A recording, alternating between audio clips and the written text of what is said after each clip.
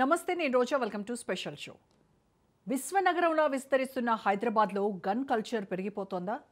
రాజకీయ నేతలు, ధనవంతులైన వ్యాపారవేత్తలు, ఇతర ప్రముఖులకు స్టేటస్ సింబల్గా ఉన్న గన్ కల్చర్ ఇప్పుడు మాఫియా కార్యకలాపాల స్టేటస్ సింబల్గా మారిందా? ఇతర రాష్ట్రాల నుంచి అక్రమంగా గన్లు తెప్పించుకుంటూ రియల్ మాఫియా రెచ్చిపోతోందా? ఖాళీ కనిపిస్తే కబ్జాలు, మాట వినకపోతే కిడ్నాప్ చేసి చిత్రహింసలు, తలకు గన్ పెట్టి విలువైన స్థలాలు అన్యాక్రాంతం చేయడం పరిపాటిగా మారిందా? దోపిడీలు, దొంగతనాలు సరే, తాజాగా మాఫియా కన్ను ఏటీఎంలలో డబ్బులు నింపేటప్పుడు కొట్టేయడంపై పడిందా అంటే అవుననే అనిపిస్తోంది. శరవేగంగా అభివృద్ధి చెందుతున్న భాగ్యనగరంలో అర్ధరాత్రి, పట్టపగలు అనే తేడా లేకుండా మాఫియా రెచ్చిపోతోంది. మాట వినకపోతే కాల్పులకు తెగబడి ఖతం చేయడానికి ఏమాత్రం వెనకాడకపోవడంతో హైదరాబాదీల్లో గుబులు రేపుతోంది. ఎప్పుడు ఎవరు ఏ రూపంలో దారుణాలకు పాల్పడతారేమోనన్న భయాందోళనతో బిక్కుబిక్కుమనాల్సిన పరిస్థితి నెలకొంటోంది.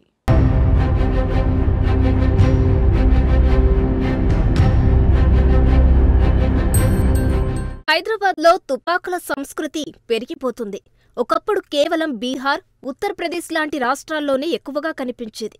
తుపాకులు సులభంగా ఎక్కడ దొరుకుతాయంటే బీహార్ అని అందరూ చెబుతుంటారు. ఇప్పుడు భాగ్యనగరం కూడా బీహార్ తరహాలో తయారైంది. ఇప్పటి వరకు పట్టుబడిన అక్రమ ఆయుధాలు, గన్లు, నాటు తుపాకులతో పాటు ఆధునిక రివాల్వర్లు సైతం బీహార్ నుంచే హైదరాబాద్కు సరఫరా అయినట్లు గుర్తించారు. పలు కేసుల్లో వాస్తవాలు నిగ్గు తేల్చుకునేందుకు బీహార్కు వెళ్లిన పోలీసులు అక్కడ అక్రమంగా ఆయుధాలు తయారు చేస్తున్న వారిని, సరఫరాదారులను గుర్తించి పట్టుకున్న ఉదంతాలు ఎన్నో ఉన్నాయి. కొన్ని కేసుల్లో సరఫరాదారులు చిక్కినా తయారీదారులను గుర్తించలేకపోయారు. అందుకే కాబోలు బీహార్ నుంచి అక్రమ ఆయుధాల రవాణా ఆగకపోవడం పోలీస్ శాఖను కలవరపెడుతుంది. ఒకప్పుడు గన్ ఎవరికైతే ప్రాణహాని ఉంటుందో అలాంటి వాళ్లే పోలీసుల అనుమతితో వాడేవారు. కానీ ఈ పరిస్థితి ఇప్పుడు విభిన్నంగా మారిపోయింది.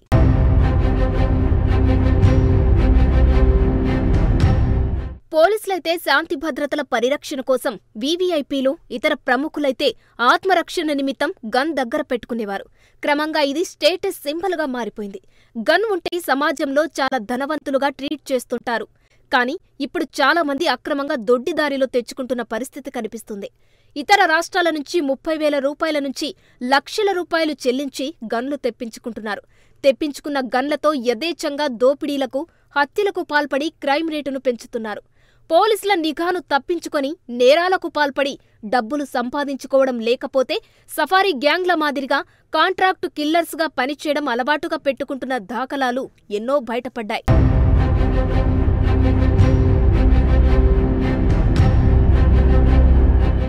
హైదరాబాద్తో పాటు తెలంగాణలో పట్టుబడ్డ అనేక ఉదంతాల్లో గన్ కల్చర్ బయటపడిందంటే ఏ రేంజ్ నుంచి ఎక్కడెక్కడికి విస్తరించిందో అర్థమవుతుంది.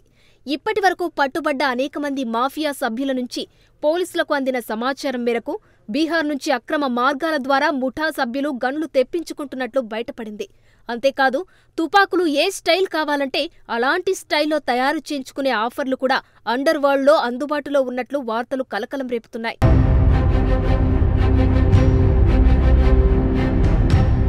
సులభంగా డబ్బు సంపాదించి వేగంగా ధనవంతులు కావడానికి అనేక మంది అడ్డదారులు తొక్కుతున్నారు. ముఖ్యంగా యూత్లో అనేక మంది బెట్టింగ్లు, ఆన్లైన్ జూదాలతో కాలక్షేపం చేస్తున్నవారు, జులాయిగా తిరిగే ఆవరగాళ్లు క్రమంగా నేరస్తులుగా మారుతున్నట్లు తేలింది.